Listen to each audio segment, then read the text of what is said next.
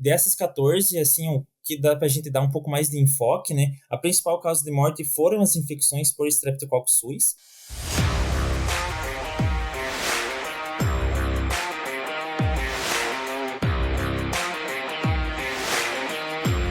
Olá, sejam bem-vindos ao Suinocultura Faixa Preta. Eu sou Inês Andretta e hoje nós estamos recebendo Giancarlo Olivo Menegar, médico veterinário, mestre e agora doutorando aqui na patologia da URGS. Jean, muito obrigada por ter aceito o nosso convite, por estar com a gente hoje. Eu que agradeço, prof. É um prazer enorme estar aqui, ainda mais gravando ao seu lado esse podcast. Acho que vai ser incrível. A ideia do Suinocultura Faixa Preta é muito interessante. Então, vamos lá, né, conversar um pouquinho sobre o meu projeto aí. É isso aí. E você tem dados muito legais para compartilhar. Eu estou bem, na verdade, eu li o paper, mas eu estou curiosa para saber a história desse paper. É um trabalho que foi publicado, né, finalzinho do ano passado, e a temática é super relevante, assim, né, sobre as causas de mortalidade na fase da creche, que é uma fase que a gente sabe que é desafiadora, né? Conta um pouquinho, Jean, para a gente desse trabalho. Sim, exatamente, prof. O meu projeto, na verdade, ele segue uma sequência, vamos dizer assim, dentro do setor de patologia aqui da URGS, né? Iniciou ali com o projeto do Claito, ainda com causa de morte em matrizes, a Manuela com causa de morte em terminação, e daí a gente também achou interessante, né? Fazer um sobre mortalidade em suínos de creche, e realmente, quando a gente pega dados, assim, cenário internacional a gente tem alguma coisa, mas pensando principalmente no cenário nacional, ainda a gente tem aí uma debilidade, a gente tem um pouco carente desses dados, né? Pensando principalmente no cenário atual, o que está ocorrendo, né? Então, nós como patologistas, né, dentro do setor de patologia, a gente vai a campo, a gente gosta de fazer necrópsia, e a ideia foi tentar abranger um número grande de animais necropsiados e de várias empresas, de várias realidades, para tentar, né, ter um dado representativo, né? Então, foi mais ou menos nesse sentido que a gente buscou fazer esse trabalho. Muito legal. Quanto tempo vocês ficaram, né, coletando e avaliando essas causas e quais regiões foram as mais estudadas?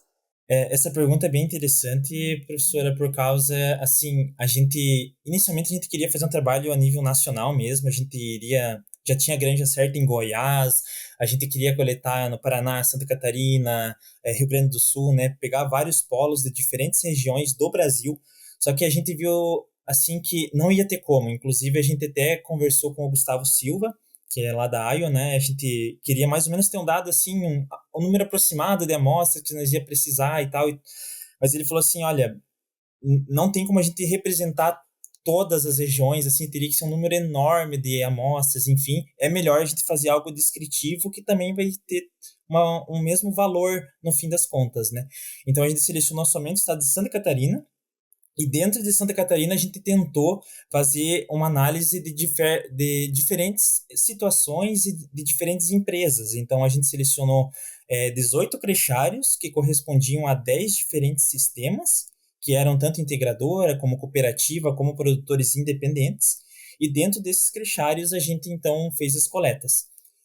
Nesses crechários, a gente ficou durante 5 dias consecutivos, que isso também foi outra coisa que a gente decidiu, né, previamente. A gente passou inicialmente 5, 6, 7 dias em em um crechário, né, em um crechário a gente passou esse tempo, e a gente viu que a partir de 3, 4 dias começava a ter uma repetibilidade desses diagnósticos, né.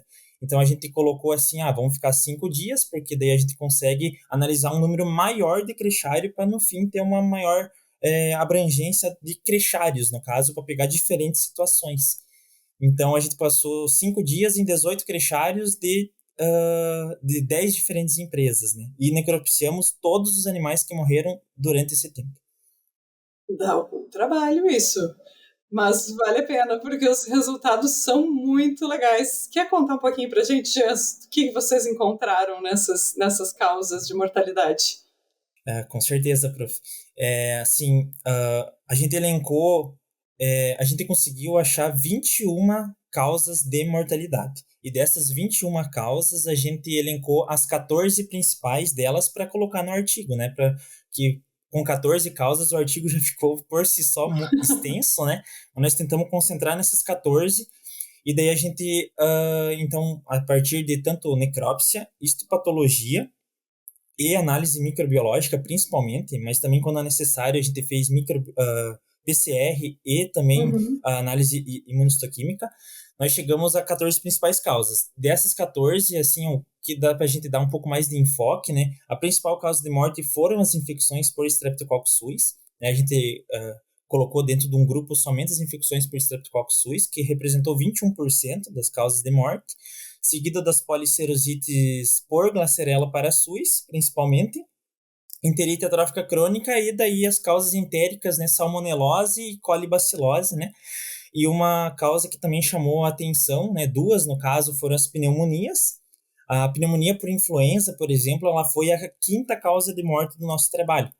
Só que um dado interessante que mesmo quando a gente exclui esses suínos que morreram de pneumonia, analisa somente os outros animais que tinham lesões iniciais de pneumonia, a gente viu que 39% de todos os suínos necropsiados tinham lesões iniciais de influenza. Então, apesar da influenza, por exemplo, não ter sido, digamos, o top 3 do nosso trabalho, assim, Uhum. mas isso demonstra a importância desse agente, né, como desencadeante de lesões pulmonares primárias em suínos, principalmente de creche, né? Muito Então, a gente tem interessante. vários dados nesse sentido. E, assim, o artigo está disponível, uma pena a gente não ter tempo para conversar sobre tudo que tem nele, mas tem dados muito interessantes nesse sentido que eu acho que vale a pena a leitura, com certeza. Tem muita informação legal lá dentro, muita mesmo. É um texto que está, né, aberto, né, para acesso Isso. open access, então é bem tranquilo de encontrar pelo teu nome até, né, Jean? Jean, me conta uma coisa de curiosidade agora, assim, de nutricionista perguntando para patologista, então não dá bola. Se tem uma surpresa, assim, vocês esperavam uma coisa e chegou lá e não, isso aqui eu não estava esperando encontrar e a gente encontrou, ou o inverso, né? Esperava algo e não apareceu. Dentro, essa pergunta é abrangente de uma certa forma, mas, assim, de maneira geral, foi bem desafiador, porque uma coisa que foi, assim, um tanto quanto inesperada, dentro desses 18 crechários, a gente encontrou vários surtos de mortalidade. Então, dos 18 que a gente visitou, 9 deles, então 50%, apresentaram um surto de alguma causa. Dentre essas, a gente consegue destacar Streptococcus. 4 dos crechários estavam com surto de mortalidade, então 18, 19, teve um, se não me engano, quase 20% de mortalidade. Então isso é desafiador, né? Muitos animais para a gente necropsiar, enfim, e tudo mais.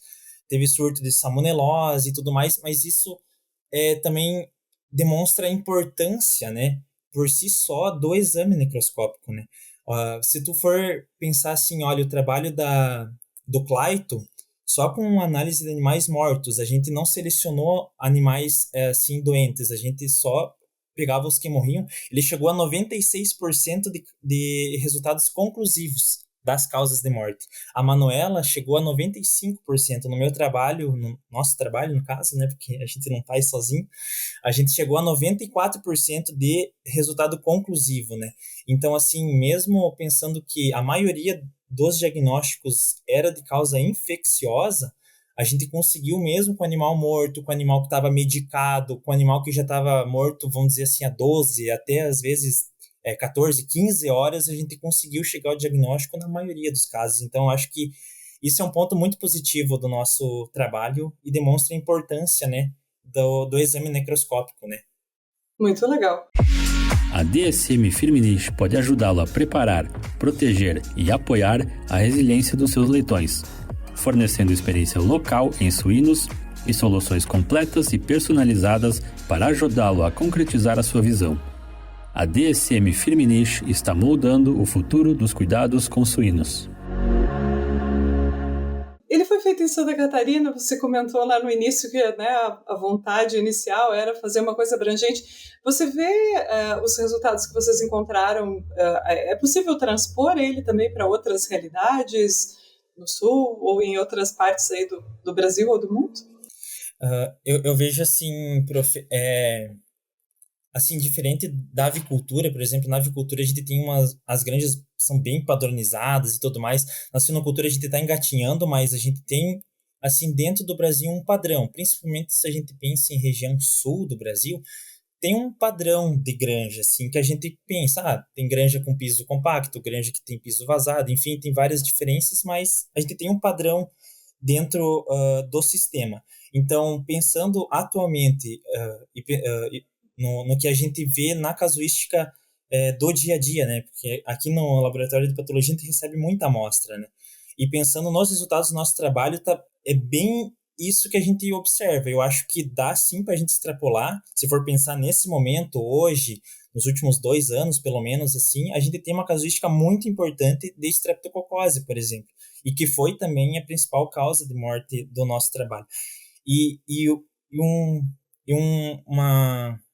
Uma consideração importante também do nosso trabalho, que não só extrapolar. Assim, extrapolar eu acredito que sim, a gente consegue nesse momento extrapolar, mas a ideia do nosso trabalho também foi fazer um material ilustrativo. Se tu for olhar dentro do nosso artigo, tem muita foto. Tem 14 pranchas de foto ali. E foi intencional isso. É intencional para justamente o pessoal usar isso também como um guia, como um referencial. Streptococcus suis, essas são algumas das apresentações que a gente observou e tal. E a gente observou algumas apresentações diferentes que não são muito citadas nos livros, que não são muito citadas na literatura. Então, esse objetivo que a gente também buscou no nosso trabalho, eu acho que a gente conseguiu cumprir bem, e ainda com o trabalho, né, que, como a prof comentou antes, é open access. Então, qualquer um que quiser acessar está ali disponível, né? É um material para consulta, eu acredito assim que foi feito com muito carinho e eu espero realmente que o pessoal utilize aí no campo, né? No dia a dia. Vai ajudar muita gente, tenho certeza, Jean. Legal, Jean, muito bom te ter aqui mesmo, tenho um orgulho danado de te ver falando, né, a gente que é da mesma cidade, a gente se descobriu aqui em Porto Alegre, né, a gente sai de Tangará, é tão pequenininha, é tão bom ter alguém de Tangará aqui perto também. Eu já conhecia a professora, meu Deus, a gente conhecia pelos trabalhos e tudo mais, quando soube que tu era tangaraense, fiquei com uma felicidade enorme. Poder gravar esse podcast foi incrível, foi uma experiência incrível para mim e eu agradeço muito a oportunidade. A gente que agradece por ter feito esse trabalho, né, e por estar aqui compartilhando com a gente, Jean. Jean, brigadão mesmo, tá, por ter compartilhado essas informações tão valiosas, né, e obrigada também a todos que estiveram aqui com a gente nesse tempinho, e um abraço e até a próxima. Um abraço, eu que agradeço, prof. Oi pessoal, eu sou a Inês Andretta, sou host dos podcasts Suinocultura Faixa Preta e hoje eu tenho um recado importante para os pesquisadores de plantão. Bom, nós aqui no podcast estamos sempre em busca dos melhores e dos mais recentes projetos de pesquisa para compartilhar com os nossos ouvintes. Então, se você é um pesquisador, tem resultados bacanas e quer vir aqui conversar comigo e compartilhar esses resultados com os nossos ouvintes, esse convite é para você. Manda um e-mail para a gente com os principais resultados. O e-mail é hello@wisenetics.com. A gente aguarda o contato e até a próxima.